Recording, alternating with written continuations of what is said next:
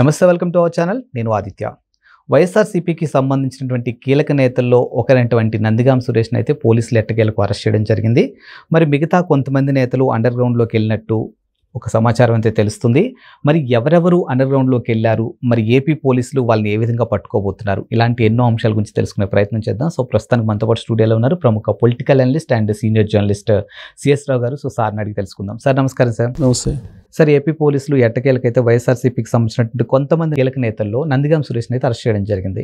ఇంకా కొంతమంది అండర్ గ్రౌండ్కి వెళ్ళిపోయినట్టు ఒక సమాచారం అయితే తెలుస్తుంది. మరి పోలీసులు వాళ్ళని ఏ విధంగా పట్టుకోబోతున్నారు, అసలు ఆ కనిపించకుండా పోయినటువంటి కీలక నేతలు ఎవరు? ఇప్పుడు అండర్ గ్రౌండ్లోకి వెళ్ళిపోయారు కీలకమైనటువంటి వాళ్ళందరూ కూడా. సో వాళ్ళు అండర్ గ్రౌండ్లోకి వెళ్ళిపోయి కామ్గా ఉంటారా? ఉండే ప్రసక్తే లేదు. అండర్ గ్రౌండ్ ఆపరేషన్ చేస్తారు. ఏం ఆపరేషన్, ఎలాంటి ఆపరేషన్ చేసే అవకాశం ఉంది అని అంటే, ఇప్పుడు హైకోర్టు చాలా క్లియర్గా చెప్పేసింది.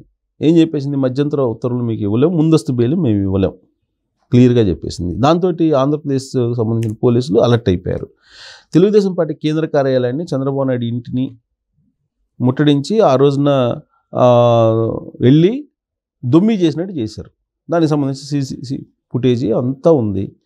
ఎవరెవరు దాంట్లో పార్టిసిపేట్ చేశారు, ఎవరు చేయించారు, ఎవరు చేశారు అనేది పక్కా ఎవిడెన్సు ఆంధ్రప్రదేశ్ పోలీసుల దగ్గర ఉంది. అప్పట్లో జగన్మోహన్ రెడ్డి ప్రభుత్వం ఉంది కాబట్టి కేసులు పెట్టినా కానీ దాని మీద చర్యలు తీసుకోలేదు. ఇప్పుడు ఆ కేసుకు సంబంధించి ఫుల్ ఫ్లెడ్జ్డ్గా ఆంధ్రప్రదేశ్ పోలీసులు సీరియస్గా ఉన్నారు, ఇన్వెస్టిగేషన్ చేస్తూ ఉన్నారు. పైగా ఆ ఇన్వెస్టిగేషన్ క్రమంలో బయటకు వచ్చినటువంటి అంశం ఏంటి? ఎవరో ఒకరిని వేసేస్తే మనకు టార్గెట్ రీచ్ అవుతాం అనేది వాళ్ళు ఆ విజువల్స్లో మాట్లాడుకున్నట్టు పోలీసులు ఐడెంటిఫై చేశారు. అంటే సీరియస్గా దాన్ని కేసుని ఉంది, సీరియస్ కేసు అనేది పోలీసులు కూడా అబ్జర్వ్ చేశారు. ఇలాంటి పరిస్థితుల్లో ఆ మొత్తం తెలుగుదేశం పార్టీ కేంద్ర కార్యాలయం మంగళగిరిలో ఉంది. దాంట్లోకి జొరబడి దొమ్మి చేసి అక్కడ మూకుమ్మడి దాడి చేసి అక్కడ ఉండేటువంటి వాళ్ళని కొట్టి గందరగోళం చేశారు కదా. అది వాస్తవంగా డెకాయిడ్స్ చేసే పని. మామూలుగా డెకాయిడ్స్ ఏం చేస్తారు? వచ్చేసి ఇళ్ళ మీదకి వచ్చేసి ఎవరు కనపడితే వాళ్ళని కొట్టడం, మొత్తం ధ్వంసం చేయడం, భయానక వాతావరణాన్ని సృష్టిస్తారు. ఆ తర్వాత వాళ్ళకి ఏం కావాలో తీసుకెళ్ళిపోతారు. ఇది డెకాయిట్లు చేసే పని. ఆ రోజున తెలుగుదేశం పార్టీ కార్యాలయం మీద జరిగినటువంటి దాడిని కనుక గమనిస్తే సేమ్ అదే తరహాలో కనిపిస్తూ ఉంటుంది. అలాగే చంద్రబాబు నాయుడు ఇంటి మీదకి ఒక పెద్ద ర్యాలీగా మాజీ మంత్రి అతను వెళ్ళారు. ఎవరు? మాజీ మంత్రిగా ఉన్నటువంటి జోగి రమేష్ తన అనుచరులను తీసుకొని వెళ్ళి ఏ విధంగా అక్కడ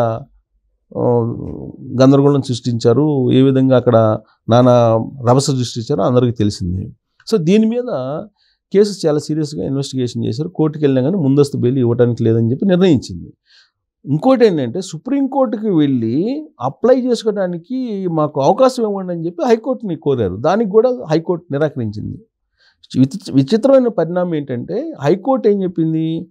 మీకు ముందస్తు బెయిల్ మేము ఇవ్వము అని చెప్పింది. మళ్ళీ అదే జడ్జిని వీళ్ళు మేము సుప్రీంకోర్టుకి వెళ్ళడానికి మాకు పర్మిషన్ ఇవ్వండి అని చెప్పి వీళ్ళు అడుగుతారు.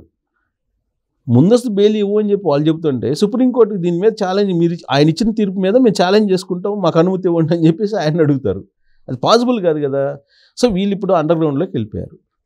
ఎప్పుడైతే హైకోర్టులో తీర్పు వచ్చిందో వాళ్ళు మాజీ ఎంపీ నందిగం సురేష్ అయితే దొరికాడు.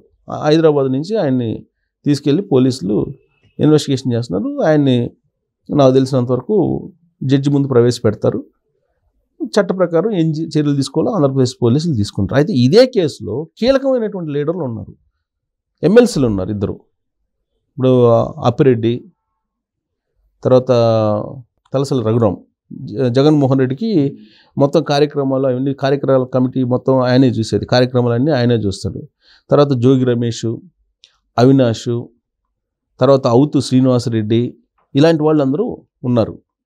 దాదాపు 70-80 మంది ఉన్నారు ఆ కేసులో. కానీ కీలకమైనటువంటి వాళ్ళు వీళ్ళే నడిపింది మొత్తం అప్పుడు. సో ఇప్పుడు ఎప్పుడైతే హైదరాబాద్లో ఉన్నటువంటి మాజీ ఎంపీ నందిగం సురేష్ని అరెస్ట్ చేశారో, మిగతా వాళ్ళు అండర్ గ్రౌండ్కి వెళ్ళిపోయారు. అండర్ గ్రౌండ్కి వెళ్ళిపోయి ఏం చేస్తున్నారు వీళ్ళు?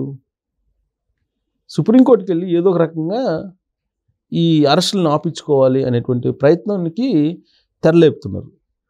సో సుప్రీంకోర్టుకి వెళ్ళి సుప్రీంకోర్టు నుంచి ఆర్డర్ పట్టుకొస్తే దీని నుంచి కొంచెం బయటపడవచ్చు అనేది. ఈలోపు వీళ్ళు ఏం చేశారు?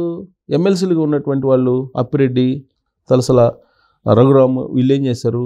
యాక్చువల్గా పోలీసులు వాళ్ళని అరెస్ట్ చేయాలంటే కనుక వాళ్ళు మండలి సభ్యులు కాబట్టి మండలి చైర్మన్ పర్మిషన్ కావాలి. మండలి చైర్మన్ పర్మిషన్ తీసుకోవడానికి ఆంధ్రప్రదేశ్ పోలీసులు ప్రయత్నం చేస్తే ఆ మోషరాజు మండలి చైర్మన్ అందుబాటులో లేడు. ఆయన పర్మిషన్ ఇవ్వాలి కదా, ఆయన పర్మిషన్ ఇస్తేనే అరెస్టులు, కానీ ఆయన అందుబాటులో లేదు. కారణం ఏంటంటే వైఎస్ఆర్ కాంగ్రెస్ పార్టీకి సంబంధించినటువంటి అతను మండలి చైర్మన్. సో ఆయన పర్మిషన్ ఇవ్వాలి. అందుకని వాళ్ళు అరెస్ట్ కాకుండా ఉండొచ్చు అని చెప్పి వాళ్ళైతే ఉన్నారు, అజ్ఞాతంలో ఉన్నారు. కానీ బట్ వాళ్ళు ఏపీలోనే ఉన్నారని తెలుస్తుంది. అప్పిరెడ్డి అలాగే రఘురాం ఎప్పుడైతే మండలి చైర్మన్ పర్మిషన్ ఇస్తారో అప్పుడు వాళ్ళని ఖచ్చితంగా అరెస్ట్ చేసేటువంటి అవకాశం ఉంది. ఇప్పటివరకు అయితే ఆ పర్మిషన్ ఆయన ఇంకా ఇవ్వలేదు, బట్ ఇవ్వాలి కూడా. పోలీసులు అప్లై చేసినప్పుడు అక్కడ చైర్మన్ ఇవ్వాలి, కానీ ఇవ్వటానికి అవకాశం ఉంది, బట్ ఇవ్వకుండా నిరాకరించడానికి కూడా అవకాశం ఉంది. ఆయన హోల్డ్ చేయడానికి కూడా అది ఉంది, ఎందుకంటే శాసన వ్యవస్థకి సంబంధించినటువంటి విశిష్టాధికారాలు ఉంటాయి. సో దాన్ని ఉపయోగించుకొని ఇప్పుడు వీళ్ళిద్దరు నాటకం ఆడుతున్నారు. జోగి రమేష్ ఉన్నాడు కదా, జోగి రమేష్ మాజీ మంత్రి, ఆయన మాత్రం పరారులో ఉన్నాడు, అజ్ఞాతంలోకి వెళ్ళిపోయాడు. హైదరాబాద్లో ఉన్నాడని తెలుస్తుంది. ఆంధ్రప్రదేశ్ పోలీసులు హైదరాబాద్ వచ్చారు, జల్లెడు పడుతున్నారు ఎక్కడున్నా కానీ తీసుకెళ్ళడానికి. బహుశా నేను అనుకోవటం జోగి రమేష్ని ఇవాళ సాయంత్రం లోపల ట్రేస్ అవుట్ చేస్తారు. ఎట్టి పరిస్థితుల్లో వదలరు ఆంధ్రప్రదేశ్ పోలీసులు అనుకుంటే కనుక వాళ్ళకి తెలియకపోవటానికి ఏముంది, కలుగులో ఉన్నటువంటి ఎలుకనైనా బయటికి తీసుకొస్తారు.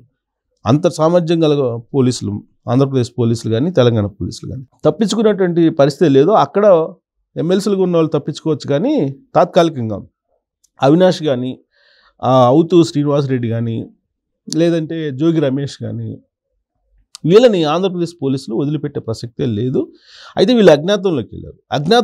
అజ్ఞాతం నుంచి ఆపరేషన్స్ చేస్తున్నారు. సుప్రీంకోర్టులో, ఢిల్లీలో చక్రం తిప్పడానికి, సుప్రీంకోర్టు నుంచి ఏదో ఆర్డర్స్ తీసుకొచ్చుకొని బయటపడాలి అనేటువంటి ఆలోచన చేస్తున్నారు. వీళ్ళు అర్థం కాని ఏంటంటే పాపం వీళ్ళు ఆడ వరదలు ఉన్నాయి కదా, ఆ వరదల్లో చంద్రబాబు నాయుడు బిజీగా ఉన్నారు, మన జోలికి రారులే అనుకున్నారు.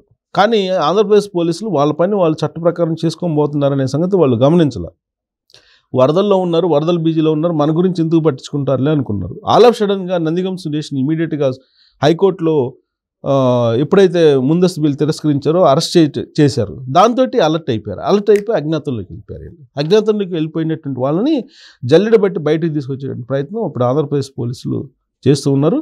వాళ్ళు అండర్ గ్రౌండ్లోకి వెళ్ళి చేస్తున్నటువంటి ఆపరేషన్ కంటే ముందే వీళ్ళు అరెస్ట్ చేసేటువంటి అవకాశం ఉంది. Thank you sir. నమస్తే, వెల్కమ్ టు అవర్ ఛానల్. నేను ఆదిత్య. వైఎస్ఆర్సీపీకి సంబంధించినటువంటి కీలక నేతల్లో ఒకరైనటువంటి నందిగాం సురేష్ని అయితే పోలీసులు ఎట్టకేలకు అరెస్ట్ చేయడం జరిగింది. మరి మిగతా కొంతమంది నేతలు అండర్ గ్రౌండ్లోకి వెళ్ళినట్టు ఒక సమాచారం అయితే తెలుస్తుంది. మరి ఎవరెవరు అండర్ గ్రౌండ్లోకి వెళ్ళారు, మరి ఏపీ పోలీసులు వాళ్ళని ఏ విధంగా పట్టుకోబోతున్నారు, ఇలాంటి ఎన్నో అంశాల గురించి తెలుసుకునే ప్రయత్నం చేద్దాం. సో ప్రస్తుతానికి మనతో పాటు స్టూడియోలో ఉన్నారు ప్రముఖ political analyst and senior journalist CS Rao గారు. సో సార్ని అడిగి తెలుసుకుందాం. సార్ నమస్కారం. సార్ నమస్తే సార్. ఏపీ పోలీసులు ఎట్టకేలకైతే వైఎస్ఆర్సీపీకి సంబంధించినటువంటి కొంతమంది కీలక నేతల్లో నందిగాం సురేష్ని అయితే అరెస్ట్ చేయడం జరిగింది. ఇంకా కొంతమంది అండర్ గ్రౌండ్కి వెళ్ళిపోయినట్టు ఒక సమాచారం అయితే తెలుస్తుంది. మరి పోలీసులు వాళ్ళని ఏ విధంగా పట్టుకోబోతున్నారు, అసలు ఆ కనిపించకుండా పోయినటువంటి కీలక నేతలు ఎవరు? ఇప్పుడు అండర్ గ్రౌండ్లోకి వెళ్ళిపోయారు కీలకమైనటువంటి వాళ్ళందరూ కూడా. సో వాళ్ళు అండర్ గ్రౌండ్లోకి వెళ్ళిపోయి కామ్గా ఉంటారా? ఉండే ప్రసక్తే లేదు. అండర్ గ్రౌండ్ ఆపరేషన్ చేస్తారు. ఏం ఆపరేషన్, ఎలాంటి ఆపరేషన్ చేసే అవకాశం ఉంది అని అంటే ఇప్పుడు హైకోర్టు చాలా క్లియర్గా చెప్పేసింది. ఏం చెప్పేసింది? మధ్యంతర ఉత్తర్వులు మీకు ఇవ్వలేము, ముందస్తు బెయిల్ మేము ఇవ్వలేం, క్లియర్గా చెప్పేసింది. దాంతో ఆంధ్రప్రదేశ్ సంబంధించిన పోలీసులు అలర్ట్ అయిపోయారు. తెలుగుదేశం పార్టీ కేంద్ర కార్యాలయాన్ని, చంద్రబాబు నాయుడు ఇంటిని ముట్టడించి ఆ రోజున వెళ్ళి దొమ్మి చేసినట్టు చేశారు. దానికి సంబంధించి సీసీ ఫుటేజీ అంతా ఉంది. ఎవరెవరు దాంట్లో పార్టిసిపేట్ చేశారు, ఎవరు చేయించారు, ఎవరు చేశారు అనేది పక్కా ఎవిడెన్సు ఆంధ్రప్రదేశ్ పోలీసుల దగ్గర ఉంది. అప్పట్లో జగన్మోహన్ రెడ్డి ప్రభుత్వం ఉంది కాబట్టి కేసులు పెట్టినా కానీ దాని మీద చర్యలు తీసుకోలేదు. ఇప్పుడు ఆ కేసుకు సంబంధించి ఫుల్ ఫ్లెడ్జ్డ్గా ఆంధ్రప్రదేశ్ పోలీసులు సీరియస్గా ఉన్నారు, ఇన్వెస్టిగేషన్ చేస్తూ ఉన్నారు. పైగా ఆ ఇన్వెస్టిగేషన్ క్రమంలో బయటకు వచ్చినటువంటి అంశం ఏంటి, ఎవరో ఒకరిని వేసేస్తే మనకు టార్గెట్ రీచ్ అవుతాం అనేది వాళ్ళు ఆ విజువల్స్లో మాట్లాడుకున్నట్టు పోలీసులు ఐడెంటిఫై చేశారు.